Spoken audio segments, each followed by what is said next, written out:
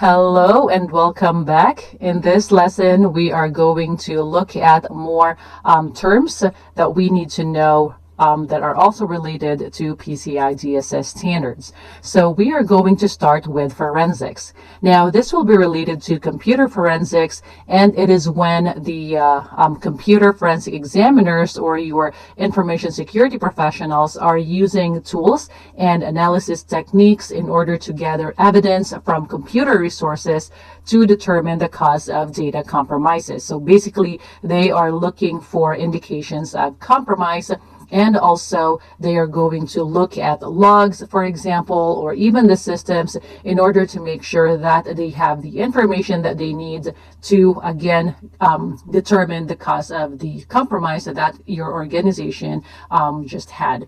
And then we have FTP, or File Transfer Protocol.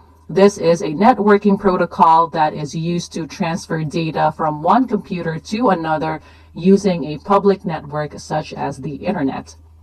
And again, we mentioned that the internet is untrusted network, and this protocol is an insecure protocol. And if you can avoid using this, you don't have to, please don't. But if you really have to use this kind of protocol, then you need to make sure that you have a documented business justification and that you have proper security controls in place in order to ensure that your data and your systems will be protected.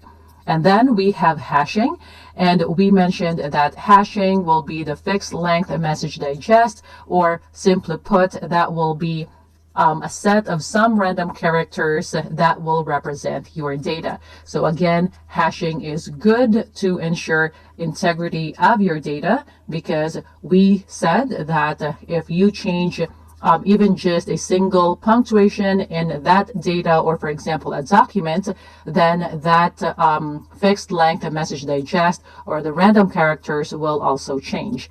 And then we have HSM, that is the acronym for Hardware Security Module or Host Security Module. Then this is a device, or the hardware device, that will be related to your cryptographic key management, and it can perform different cryptographic services. So for example, you are storing your keys in this Hardware Security Module, or HSM, and it is actually a good practice, because if you are storing your keys in your computer system and the attacker will get a hold of that, then they can also have the keys. So now if you store your keys in a device such as the HSM, and then your attackers won't be able to get a hold of your keys if your system is compromised. And then we have IDS, or Intrusion Detection System.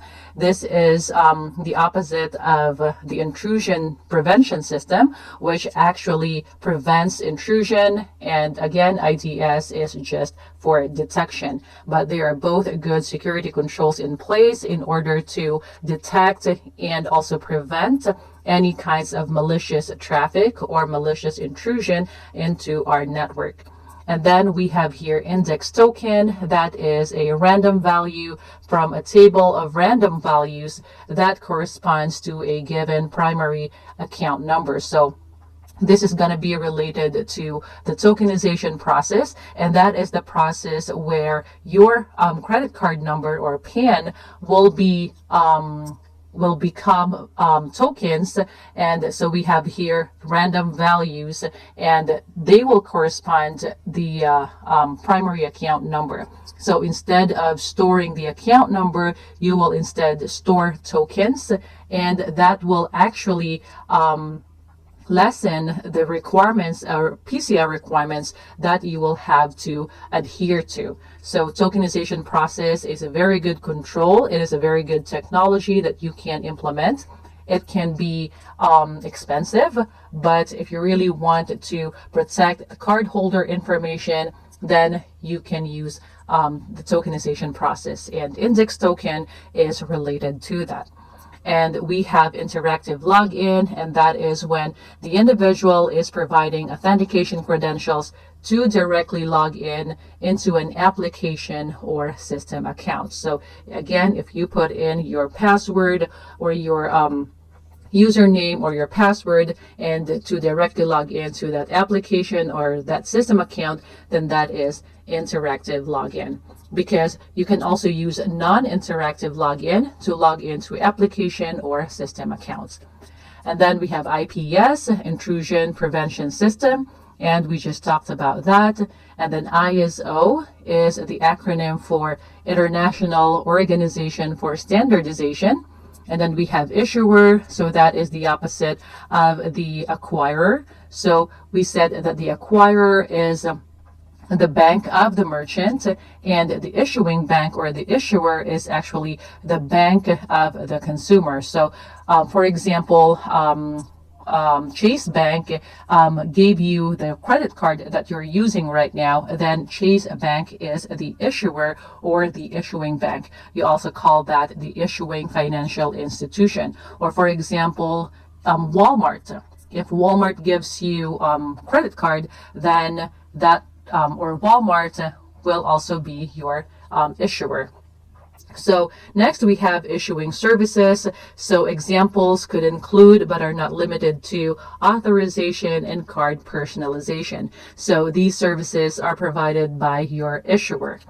And then we have a keyed cryptographic hash. It is a hashing function that incorporates a randomly generated secret key to provide brute force attack resistance and secret authentication integrity. So again, that is related to your cryptographic key management. And if you want to learn more about that, you can also look at NIST publication. You have here NIST special publication 800 or 800-131A revision 2. And then we have, let me just scroll down. Okay, key custodian. So this is a role where a person or persons is entrusted with and responsible for performing key management duties. So when we talked about key management or cryptographic key management, then those personnel who are entrusted with that responsibility, then that is what you call the key custodian. And then we have the key management system. So again, related to cryptographic key management. And then LAN or local area network. That would be your network, for example, your home network. So it's very self-explanatory. It is local. So for example, I'm not sure if you've heard of PAN or personal area network. So that will be, for example, your Bluetooth network or something like that. And then you have the wide area network or the WAN. So again, this will just be like one of those kinds of networks. So local area network or LAN.